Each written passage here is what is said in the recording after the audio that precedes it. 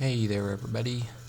So I've been doing quite a few of these Sram Red eTap conversions at the shop, and basically comes everything you need in a big old box there that's kind of got the separate components to convert a mechanical shifting SRAM 11-speed bike to electronic. So basically in the kit you get the shift brake levers, a little charger kit, derailleurs, and the little firmware update dongle, and then you get the down there in the bottom you get the cables and everything as well. And you know, it's a nice little conversion kit, got everything in one package. The sales guys really like it because you don't have to worry about worrying about ordering wires and things like that. But this is the particular bike that I'm installing this group on. It's an older Giant TCR Advanced, you know, with no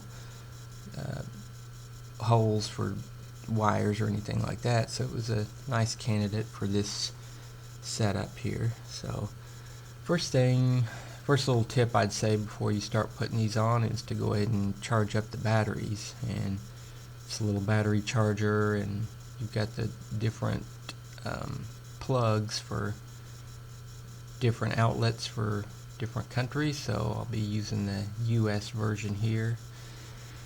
You just put your little USB port in there, and you know, just plugs right into the wall. Probably takes, I don't know, probably took an hour and a half, 2 hours to get these charged up and everything. But you get a little orange light when it's charging, and then it turns green when you're ready to go.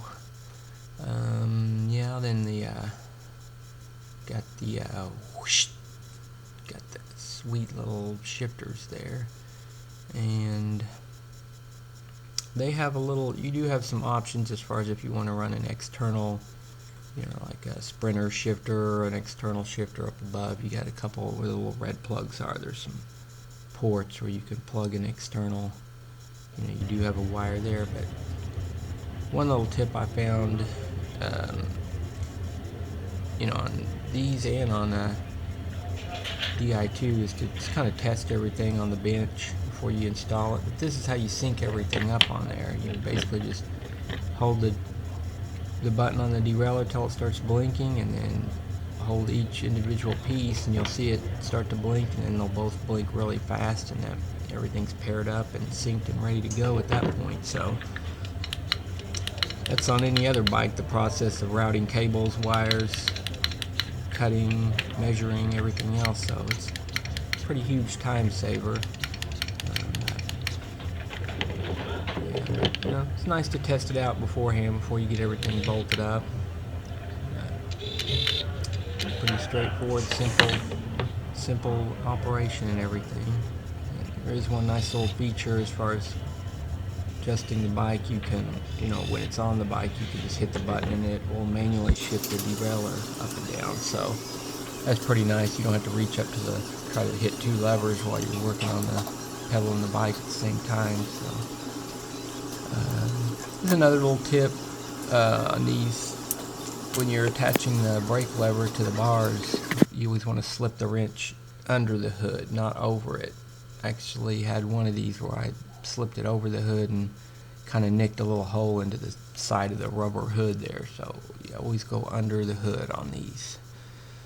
And the you know, Shimano has their little plate you stick on the frame, and then a little set screw that goes through the derailleur and kind of gives you a tripod effect for extra stiffness to kind of counterbalance the power of these motors wanting to push that derailleur in towards the frame. So SRAM's got these little, there's 3 wedges. You basically just have a little bolt holds it on, you push it up against the frame. But you know, otherwise you set it up just like any other SRAM yaw derailleur. You put it up to the big ring, line the little lines up, and you're ready to go. And really you just adjust a high-low limit screw like you would on a normal mechanical derailleur. So it's really pretty simple. By holding the little function button and then depressing the shifter on the left or right side moves it either direction. Kind of tried to center in on it here. I don't know, but that's basically how you micro adjust it, and that's the little high-low limit screws on the front derailleur. So pretty easy and straightforward to set up and adjust. It looks really clean. It's got a nice low profile aerodynamic from, you know, a head-on viewpoint anyway. So yeah, really clean looking.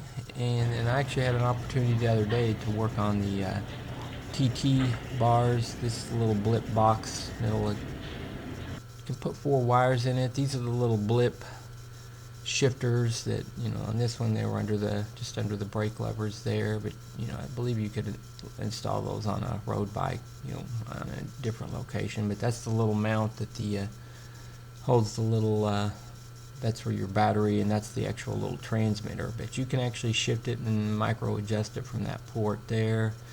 And then in the bar ends you've got the little click shifters, which are pretty cool. It's just one on each side, just up or down. You know, hit them both simultaneously, shift the front. It's kind of got a little RCA jack looking plug there.